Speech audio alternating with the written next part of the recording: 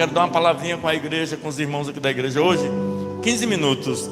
Gênesis 48, versículo 17. Eu vou tomar atalho. Eu ia ler tudo, mas vou tomar um atalho e depois eu explico. Gênesis 48, 17. Acho que o anjo que me livrou de todo mal, abençoe esses rapazes e seja chamado neles meu nome e o nome dos meus pais, Abraão e Isaque, e se multiplique-se como peixe em multidão no meio da terra. Vendo, pois, José, presta atenção, tem um detalhe aí. Vendo, pois, José, que seu pai punha a sua mão direita sobre a cabeça de Efraim, foi mal aos olhos, e tomou a mão do seu pai para transpor de sobre a cabeça de Efraim para a cabeça, segura aí, de Manassés. Só até aí, pode sentar. Pode vir vocês dois, por favor.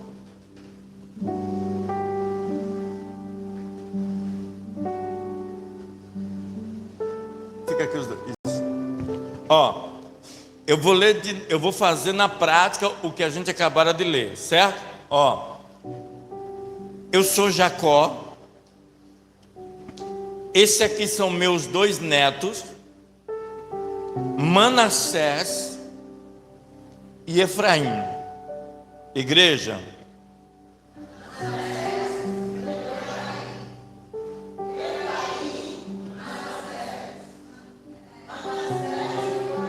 amém, glória a Deus. É só para fixar.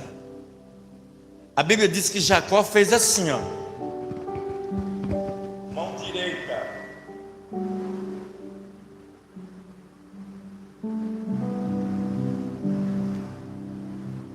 a mão direita está onde? A mão esquerda está onde? Manassés é o primogênito, Efraim é o mais novo. A mão direita deveria estar sobre Efraim ou Manassés? E por que Jacó colocou a mão sobre Efraim, a mão direita? Aí a Bíblia diz que José fez isso, ó. Oh meu Deus, papai está velho, por aí. Entendeu, gente? Ó. Aí o pai fez assim, ó. Não, para. É assim mesmo. É isso aqui mesmo. E aí foi, obrigado.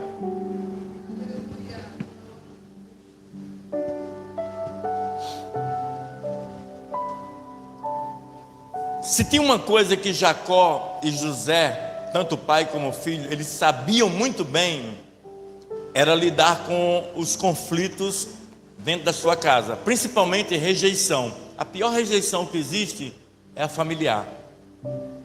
Quando seus irmãos não gostam de você, e é o que você mais se vê hoje em dia. Quer conhecer seus irmãos? É na herança.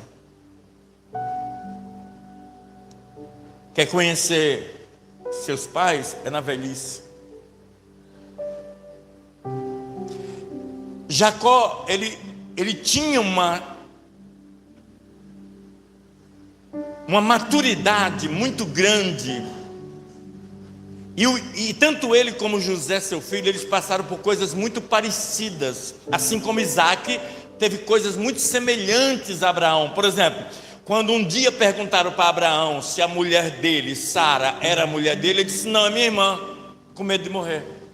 A mesma pergunta fizeram para Isaque: Rebeca é sua irmã? É sua mulher? Ele disse: não, minha irmã. A mesma mentira.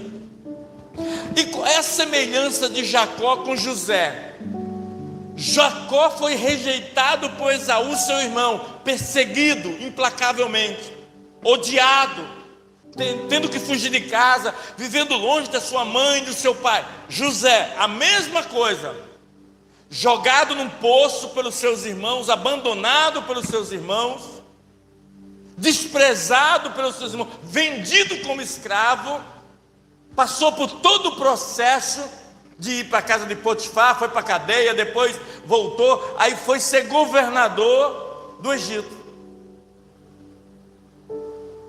E quando José se casou, o primeiro filho dele, Manassés, quando ele foi colocar o nome, ele tinha um objetivo nesse nome.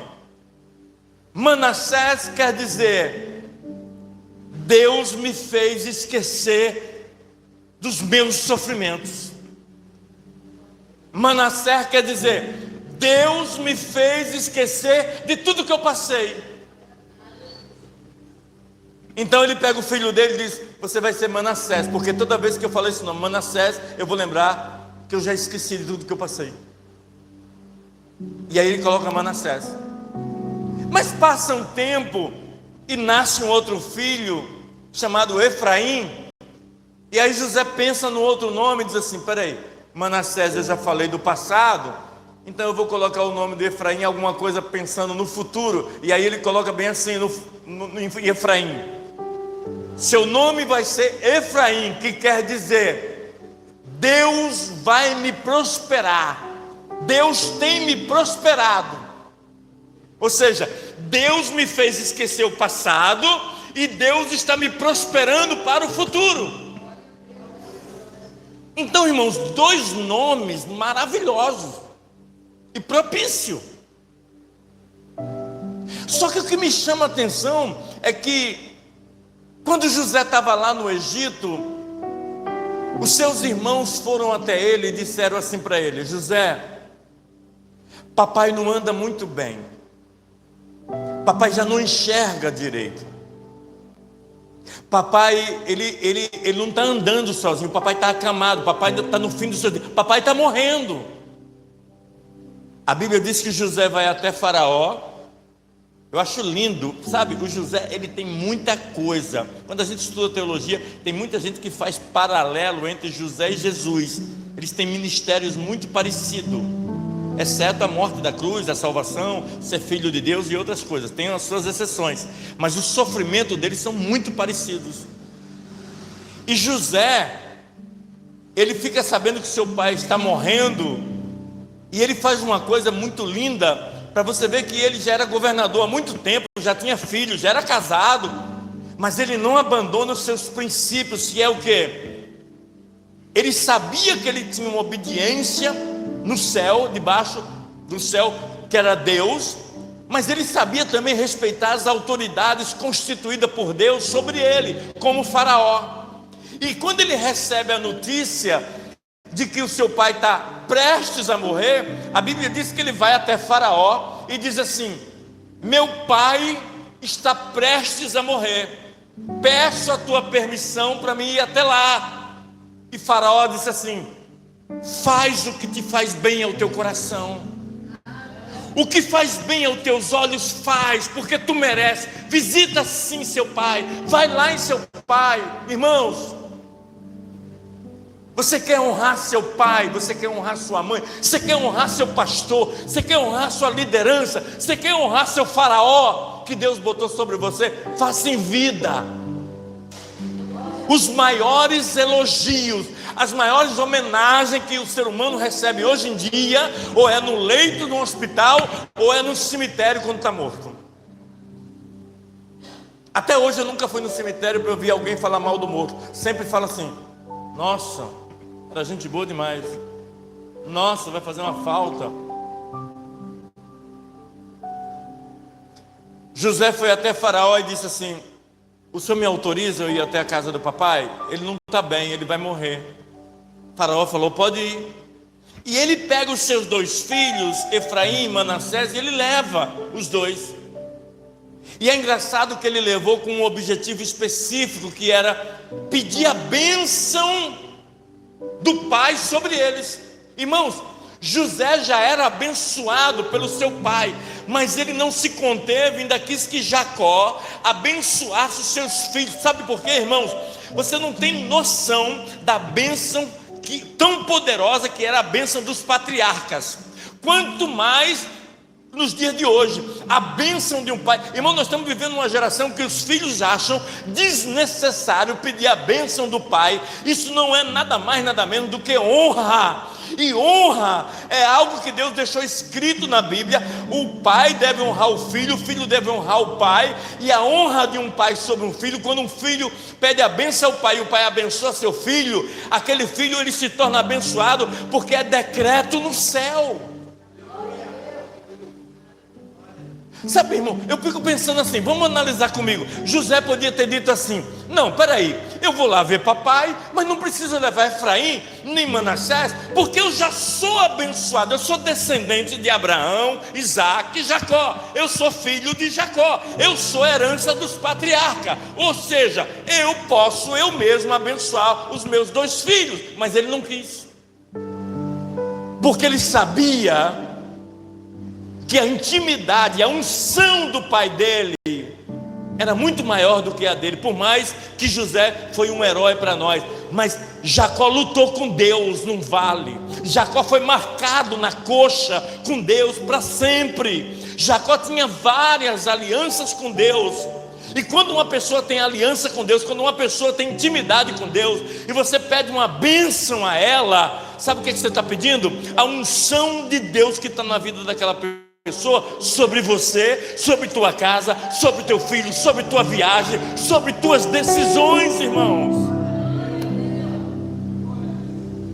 Então José, ele ignorou já ser um abençoado, mas ele quis levar Efraim e Manassés, levou os 2.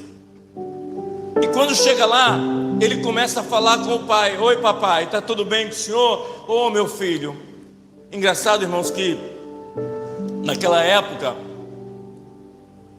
hoje também não é diferente, mas é mais incomum, não é tão normal. Mas naquela época as pessoas sabiam, acho que Deus avisava, que era a hora que a pessoa estava indo embora.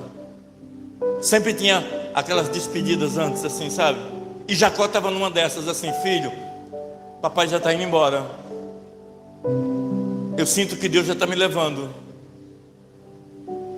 Nossa, pai, o que o senhor vai fazer?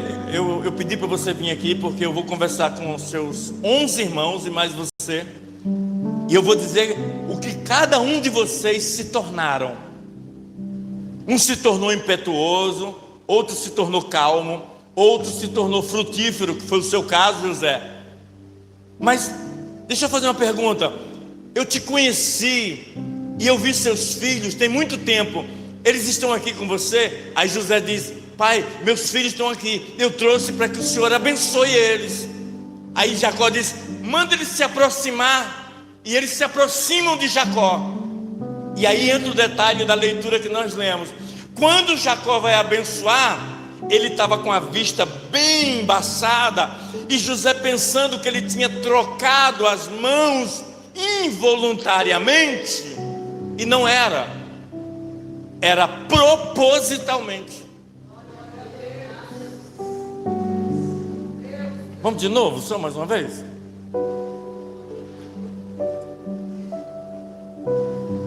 Esse aqui é quem? E esse aqui é quem? Então Jacó abençoou assim: mão direita, mão esquerda. Esse é primogênito e esse aqui é o caçula. Aí José falou assim: papai, desculpa, você está errado, eu sei que você está com a vista embaçada. Aí fez assim. Aí o pai se irritou e falou: não, é assim. E agora eu vou explicar para você, para a gente terminar. Jacó estava querendo dizer para... Vem cá vocês dois, gente. Rapidinho, desculpa. Jacó estava... Quando eu procurei o Efraim e Manassés, vazaram. Jacó estava dizendo assim... Jacó estava dizendo para José assim: meu filho, é costume, como foi desde Abraão, o seu bisavô, a gente sempre abençoar o primogênito. Mas em mim, Jacó, por exemplo, eu era o caçula. Esaú, o seu tio, era o primogênito. Mas Deus mudou. Na barriga da minha mãe Rebeca, Deus mudou isso. E Deus quis que eu ficasse no lugar de Esaú. E Deus está dizendo para mim que eu tenho que fazer uma mudança também na sua vida, nos seus filhos, mas é por outro motivo. Qual, papai?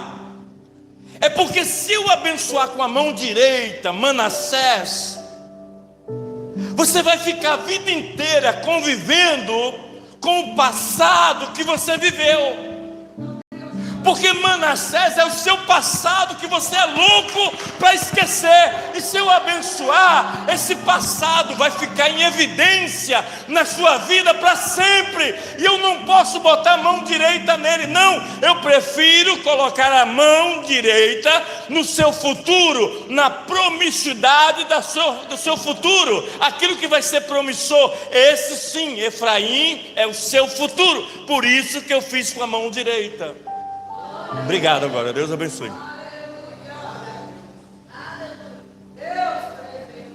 Irmãos, sabe o que eu aprendo com isso? Vou fechar a Bíblia. Sabe o que eu aprendo com isso? Que tem passado na nossa vida,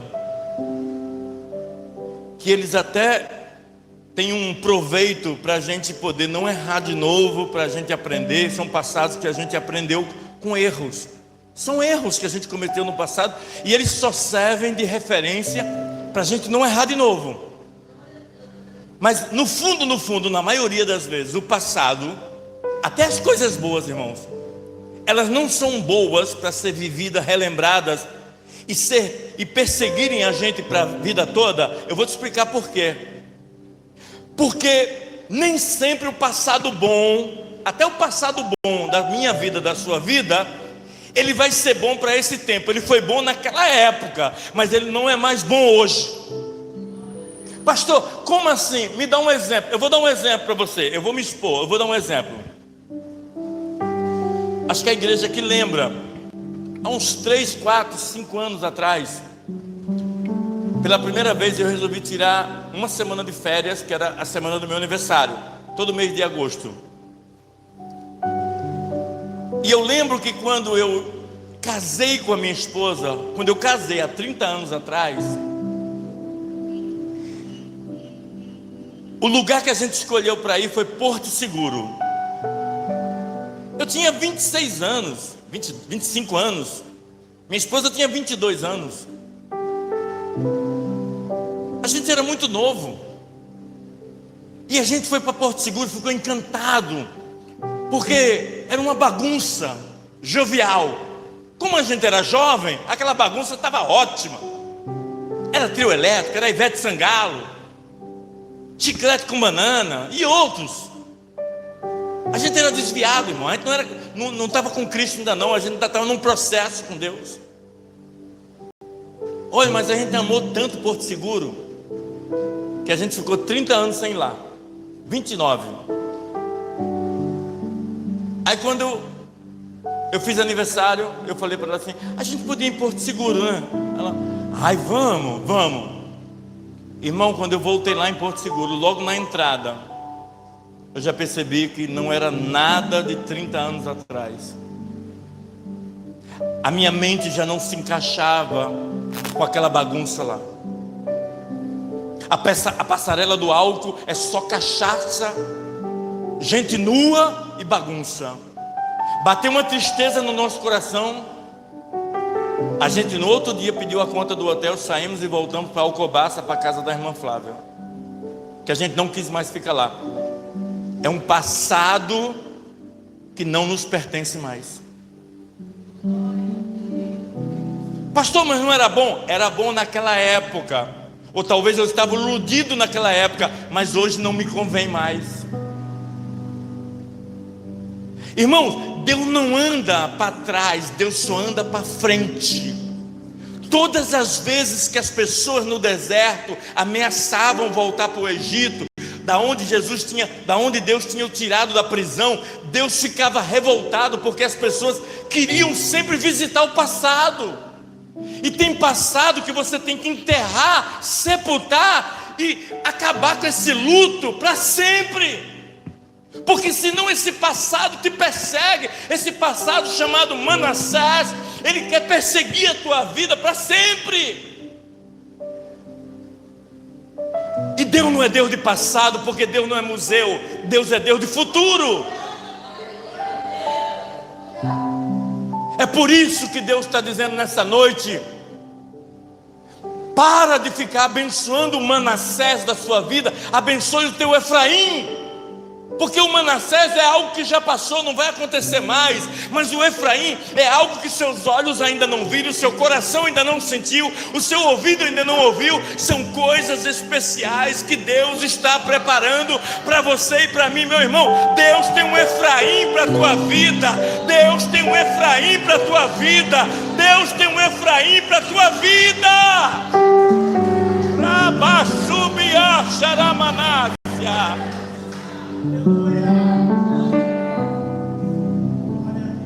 Você vai procurar uma pessoa que está do seu lado e você vai dizer para ela assim: procure uma pessoa, não fique sem ninguém, por favor, porque senão suas palavras vão ficar no vento. Diga para essa pessoa assim: Deus não vai colocar a mão direita na cabeça do seu Manassés.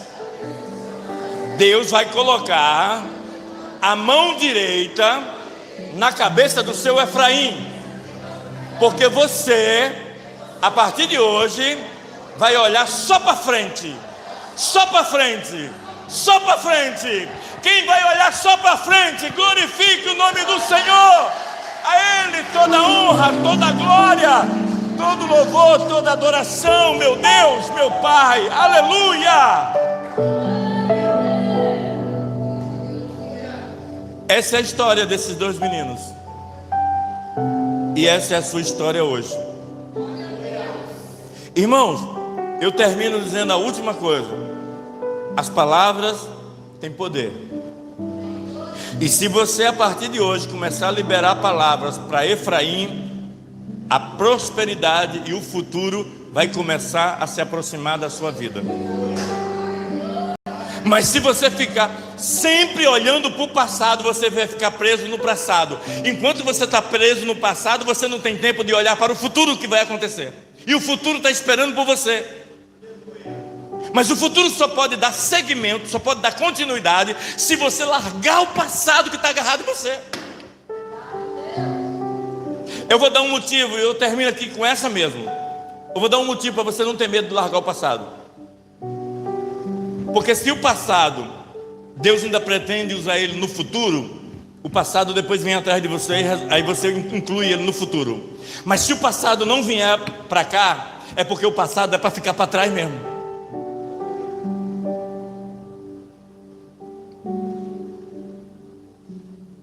Vou falar de novo. Se você soltar o passado por medo ou apego ao passado, não tem apego nem medo. Porque se o passado fizer planos, for plano de Deus para o futuro, vai vir do passado para o futuro. Mas se não for plano de Deus e ficar no passado, é porque nunca foi plano de Deus para o futuro. O ciclo acabou ali. O ciclo acabou ali.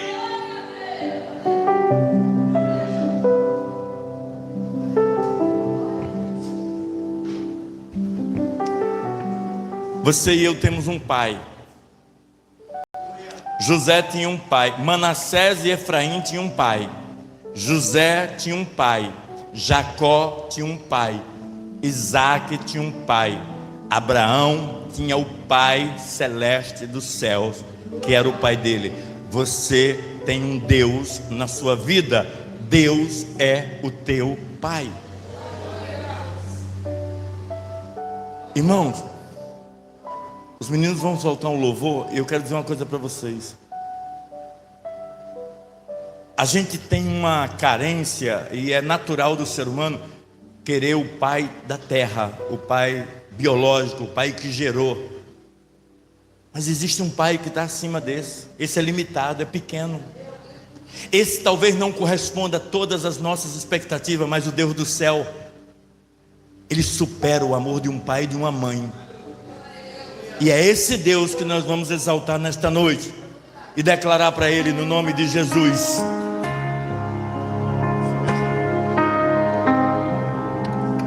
Se você quiser ficar de pé para exaltar teu pai, você vai abrir o teu pulmão, a tua voz, e você vai dizer para Ele: Senhor, me ajuda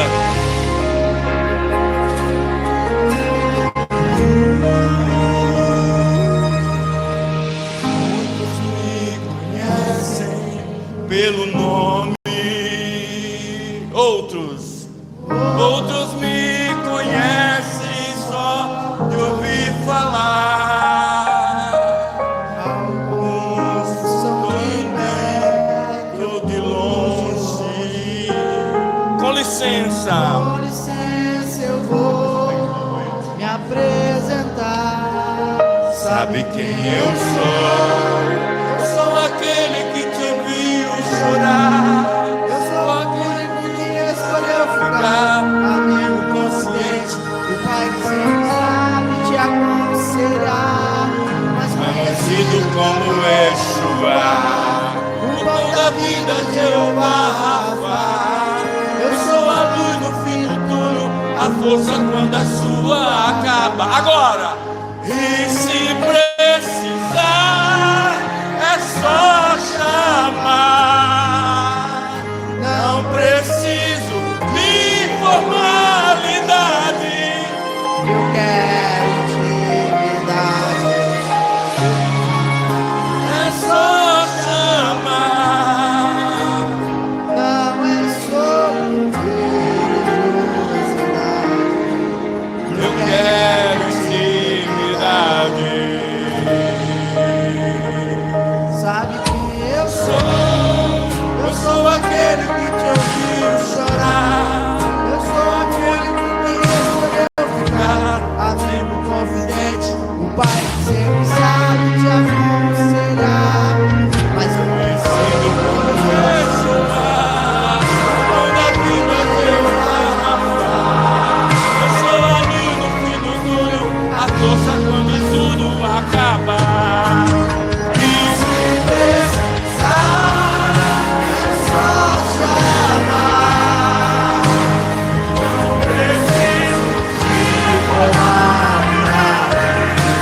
Eu quero intimidade, eu sou seu pai. É só chamar. Não preciso de religiosidade. Eu quero intimidade. Estar contigo pra brincar,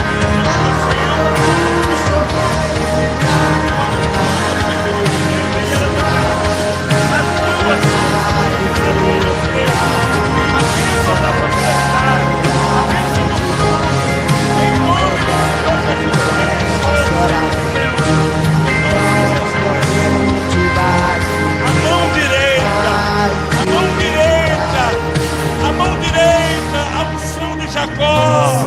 Precisar é só chamar. Não preciso. Receba a unção da mão direita. Receba a unção da mão direita. Receba a unção de Efraim sobre a tua vida. Receba a unção de Efraim na sua vida. Receba a unção de Efraim na sua vida. Em nome do Senhor Jesus. Receba a unção de Efraim. Receba a unção de Efraim. Receba a unção de Efraim. A mão direita. A mão direita. A mão direita. Olha para frente. Olha para frente. Tem coisa boa vindo. Tem coisa grande de Deus. Creia. O passado foi sofrido, mas está ficando para trás. Deus está na frente. Aleluia. Receba a unção de Efraim. Receba. Receba. eu sou teu pai, é só chamar. Eu sou teu pai, é só chamar. Eu sou teu pai, é só chamar.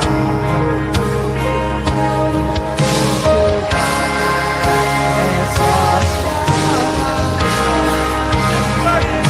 Eu sou teu pai.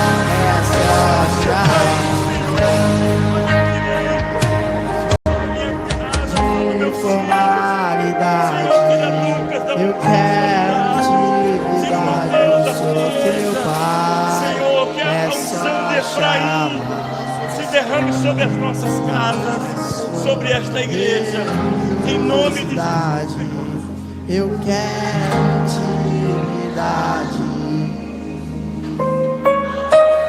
Ai, é só chamar.